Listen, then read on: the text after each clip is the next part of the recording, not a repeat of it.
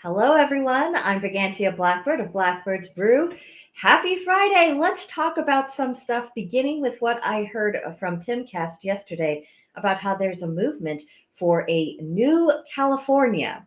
Now, if you're part of Blackbird's Brew on Gilded, you will know that one of the ongoing memes is me saying at least once a week about I'd really like a divorce from California, preferably California and New York, and then just kind of see how things are. But definitely, I want a divorce from California. Well, apparently, even Californians want a divorce from California. And this is the map I came up with. You see all of these little counties in red. Those are the counties that have committees that are just like, yeah, we want to secede. We want to form our own state. And then the ones in blue, those are counties that have organizing committees that essentially have the same goal. And they all want to break up from these areas in yellow, which are areas around San Francisco, Los Angeles, all of the usual suspects for the really, really bad ideas out of California. They've had enough. They've just had enough, gang. By golly, they just don't want to take it anymore, and who can blame them? I mean, from what I understand, most of the California counties are pretty red. I mean, probably not as red as in comparison with the rest of the country, areas like Missouri, Texas, Florida. But, in comparison with how California generally is, a lot of the people who live in most of the area of the state, they're just not down with San Francisco and Los Angeles and how they tend to do things there. And so they just want to break up. Now, I don't know how the final borders would be. It is a little awkward. I mean, it almost looks like, the remaining counties that, want things to stay as they are. They're not exactly connected. So would we add, half a dozen new states to the map? I don't know. But this is an option that I am very, very willing to explore. Because as the movement itself says, that in the Declaration of Independence, one of the things our founders asserted is that when a form of governance no longer serves the needs of the people, they have the right to abolish that government. And essentially, they are trying to follow that example of our founders. They want to abolish this monstrosity that is not working. It's absolutely impoverishing them, and that has anti American values. So, I mean, good for them. I think we should absolutely support it. But when I was looking at their map, it also got me to thinking of something else. And give me give me just a second. I want to get rid of that map.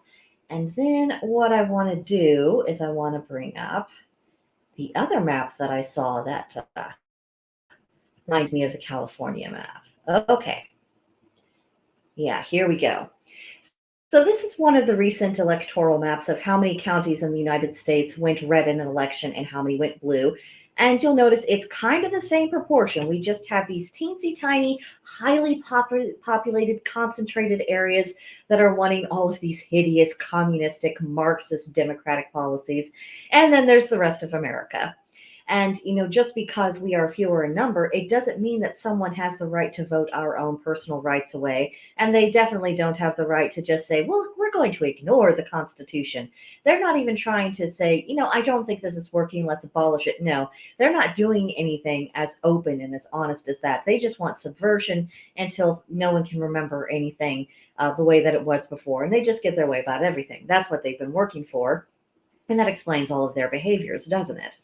But then, there's the rest of us. That's a lot of red.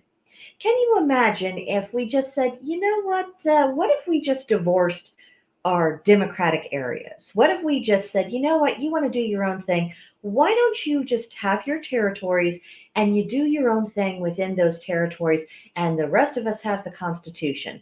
What if we started treating these cities and these democratic areas essentially the way the way we treat tribal reservations? Just say, oh, this is your space, you have things, your rules, and yada yada, and the rest of us will do things in our own way. Maybe that would be the best solution, because that wouldn't necessarily require an outright national divorce, or it wouldn't necessarily precipitate an outright civil war in the United States, but it could give us a little bit of space and distance in the relationship. And on the note of us, wanting to have some separation, or at least not being constantly trying to be another group trying to force us into their way of doing things when we don't want to, and we've already said no. Uh, The only reason why a national divorce on a bigger level, why that could possibly result in physical conflict, it's for the same reason why when someone leaves their abusive ex, why sometimes the ex will come after them in order to do them physical harm. It's someone not acknowledging someone else's right to make their own choices. Because, like my friends Amanda Cox and Georgia Liberty and I all say, we are very happy for people to live how they want to live in their own way, in their own space, provided they are not infringing upon us. We are happy to leave them alone to live on their terms and reap the consequences for their actions. We just don't want to be messed with by them. And I think we're in a very, very similar position throughout the entire country. People who think like us, who believe in liberty and self determination, and people experiencing the consequences of those actions, even if those consequences aren't pleasant, we believe in these things. We are very happy to leave other people alone to to their own devices. You figure it out. This is what you wanted. We're happy to do that. The trouble is that they are not happy to leave us alone. And that's a problem. And I don't want to pretend like it's a small problem or something that could be easily overcome, but maybe we need to start framing our political debate a little bit more along these lines of saying, hey, if you could just stop imposing upon us, if you could realize that you're actually the abuser in this situation, I think that would be a huge step forward and we would be better off. I don't know that that'll happen because, I mean, honestly, have you seen our politicians? I mean, common sense is not something I think many of us would accuse them of having. But speaking of a lack of common sense, do you want to talk about the latest in bumbling Biden's, ongoing classified document saga? There has been a third cache discovered, apparently. And his story is now that he just didn't realize. He had no idea. He takes classified documents, very seriously, don't you know? And everyone's having the wrong discussion about this because the main key point is, we can see from the Constitution, the Constitution that the opposition loves to ignore, that presidents do have the right to essentially declassify things at will, which is why all of us said when Trump, classified documents were found in Trump's, possession, so what? He was a president, a former president. He retains that kind of control. He has the right to have those things. It's for him to determine. However, where things get tricky for Biden is all of that his document caches, they date back to his vice presidency. Now, the last time I spoke on this, I was seeing a lot of back and forth about do vice presidents have any ability to declassify, even if it's a limited ability. And after speaking with Georgia Liberty and looking back at the text, I realized no, they do not. So now that we're on solid ground as far as that's concerned, that really changes the situation because it doesn't matter that Biden has the power through his office to declassify things now. He did not have that power to declassify when he was a vice president. So him having any kind of classified documents from that era that he's just held on to, that have just kind of gone with him as he's flittered from hither and thither and yon, that's a problem. That is criminal. And yeah, I mean, that is something that you should legitimately be thrown out of office for. I mean, just period, point blank. And that's why I do feel frustrated with some of the pundits' conversations on this topic, because for me, once you establish that the vice president does not have the power to do this, that's the end of the conversation. That's it. It doesn't matter. None of the other surrounding circumstances matter. The only reason to look further into details is to be sure to have that for court inquiries, and so that he can be properly charged and, do all the things that we would do if things were functioning the way that they ought to. But that would really be the only motivation to looking further into those details, just to make sure that the proper course of justice would take place. That's it. Everything else, it's just either willful ignorance or, honest ignorance. But, let's just say ignorance, or it's someone who is trying to manipulate. And I have to say, this is where I really want to change the political conversation in our country. And I think it's going to take a lot of the citizens just leading the way, so that the moment when someone is falsely framing things or misrepresenting things, just say, no, that is not in accordance with reality. You either don't know what you're talking about or you are being dishonest. Now, if you are ignorant, go back, learn, and we can continue our discussion. But if this is just about manipulation, go. The conversation is over. Reality is not subject to negotiation, as particularly when this is about, having more favorable spins for a side of politics in our country that wants to dismantle the way this country was created to begin with. So no, I'm not giving you the benefit of the doubt. I'm not going to consider all opinions and how people could feel different ways about different things. No, I'm not doing anything like that because they are being inherently dishonest. So I think we need to see people who have more prominent channels, people who have wider audiences, start going by that standard. Just like, no, you're not operating with reality, and I'm not going to give you the time of day. I am not going to make room for someone who, doesn't have a different interpretation, but someone who's trying to pretend that reality doesn't exist and that things that actually are black and white are somehow gray. No, they're not. They're not. The one amusing thing I did find was Peter Doocy's exchange with Biden over this, because he was saying, so a cache of documents was found in your garage. What were you thinking? And I thought, this is one of the few reporters I have some time for every now and then, just because he is willing to ask that kind of very combative question that, quite frankly, I would like to ask, and that I imagine many members of the American public would like to ask. Now, do any of us expect a straight answer? No, but I like the fact that he at least puts it out there, and he put it out there so strongly and confidently.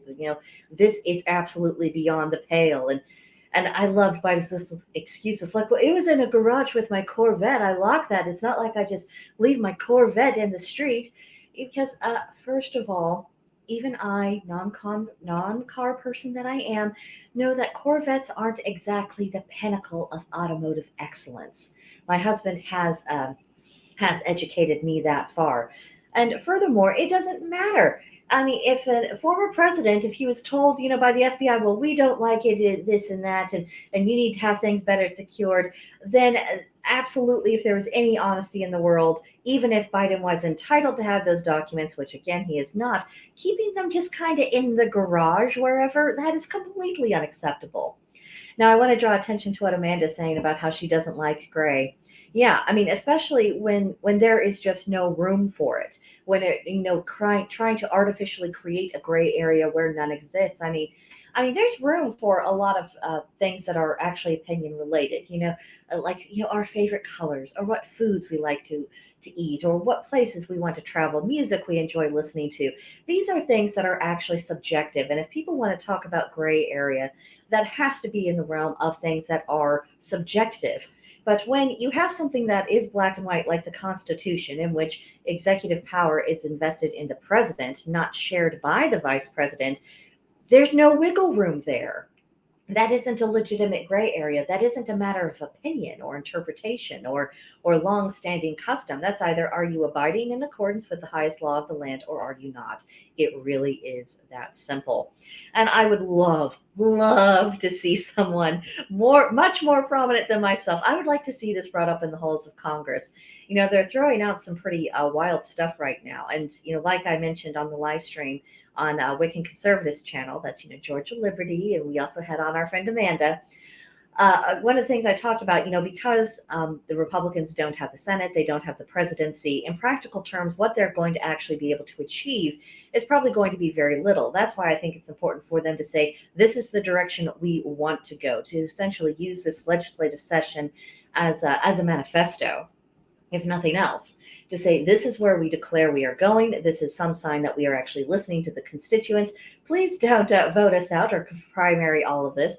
In some ways, when I think of it like that, it almost feels like a plea for mercy. And I want these establishment ones especially to beg. I want them to beg. I still want them replaced, but I want them to beg for mercy. That would feel good for me. But it's important that they at least show that they are willing to move in the appropriate direction. Because without that, I mean, that is just, I think that is, the last little straw of destabilization that our country needs before things start getting really, really spicy. And I don't know about you, but if we can somehow avoid the train wreck or have less of an impact once that train wreck occurs, I think that would be a better situation. But, maybe that's just me. I don't know. I've been focusing on solutions and trying to find a benefits to get even out of bad situations. I'm afraid that the day is rapidly approaching in which someone will inform me that I have become an optimist. And that's going to be pretty grody, but, I guess that's where we're at. If someone like me is trying to see the bright side of things, you're in trouble. So, last thing I really wanted to touch on today was this idea of us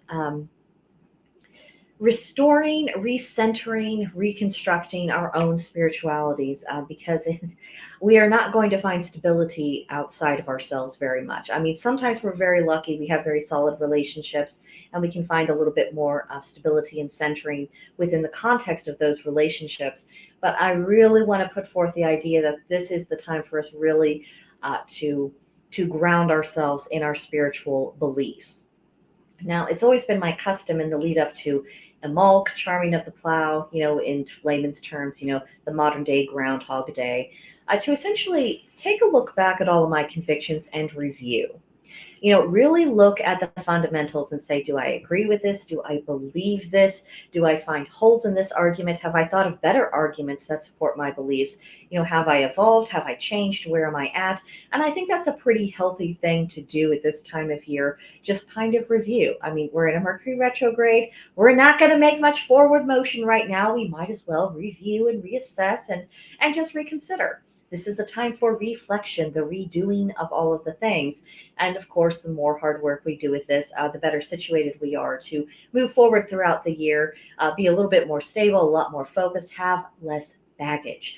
And that's another thing I've been thinking about, is that if we are recentered, we're not carrying so much baggage. And I do wonder if maybe this is also a time for people to start honing in a lot more on their spiritual focuses rather than on their spiritual distractions.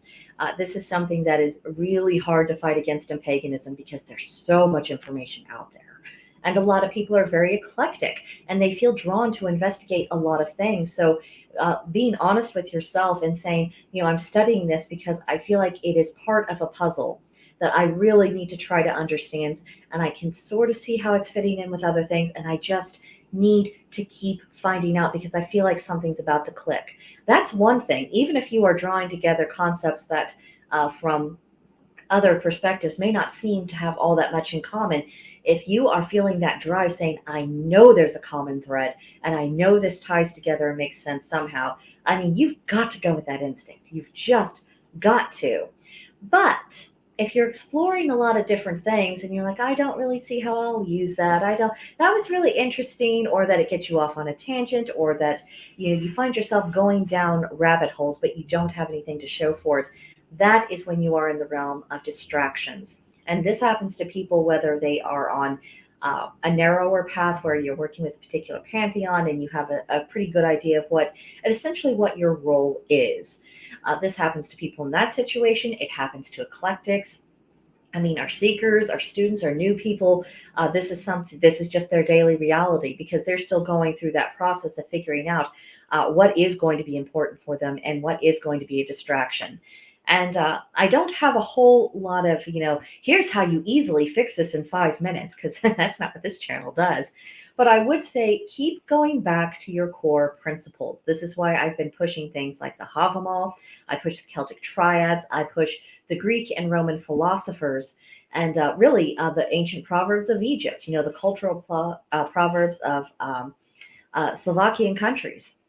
Look at the common wisdom of the people. What were the ideas and the ideals that people clung to generation after generation? Because that is where you are going to find something that's going to be of lasting and perpetual value.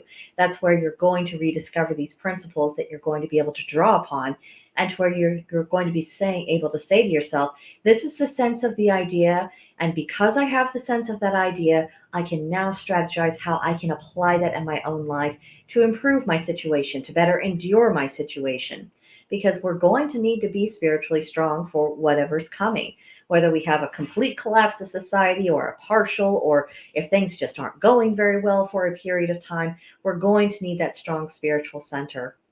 And only, the individual themselves can really answer the question about, are they pursuing the things that are building them up spiritually, keeping them focused, keeping them grounded, keeping them centered, keeping them in the realm of reality.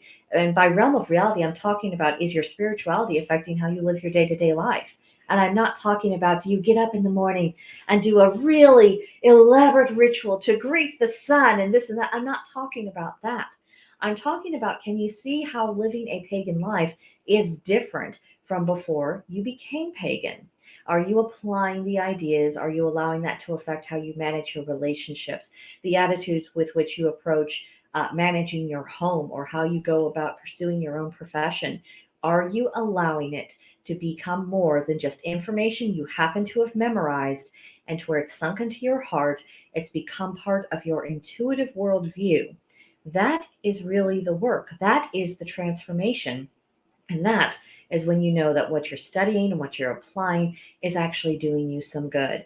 So that's really the thought I want to leave you with today. And thank you, Amanda, who hung out with me in the comments. Anyone else watching, thank you very much. If you haven't already, please hit like, subscribe, share the video if you would. That's always very much appreciated. And of course, if you want to carry on with this conversation, please come see me on Gilded. All the other social media I'm on, it's just dump the link, let it go. It's the lifesaver for anyone who might be searching for non-woke pagans. And essentially, that's all it is. I'm simply putting out the links of my content, the content of the other creators on Blackbird's Brew, and saying, hey, we're here. We're not crazy. You aren't crazy for thinking the things that you do. You can come have some solidarity with us, and you can have a supportive group. That's the lifeline. But as far as communications and having more involved conversations, I'm not going to be using other social media for that. That's not a good use of time. That's why I am completely focused on the Gilded group. So if you are actually looking for real conversations, real genuine exchanges, please come see us there, because that's really the center of my little world, and the world that I'm creating along with the rest of the members, because it has taken every single member to really create that community. It isn't just the work of one woman. I started setting up some of the framework, but it's everyone else who really made it grow. So if you want to be part of that, the link for us is in the description box below. So come and see us. But I think that is it for me today. Short and sweet. Hopefully we'll see you guys tomorrow.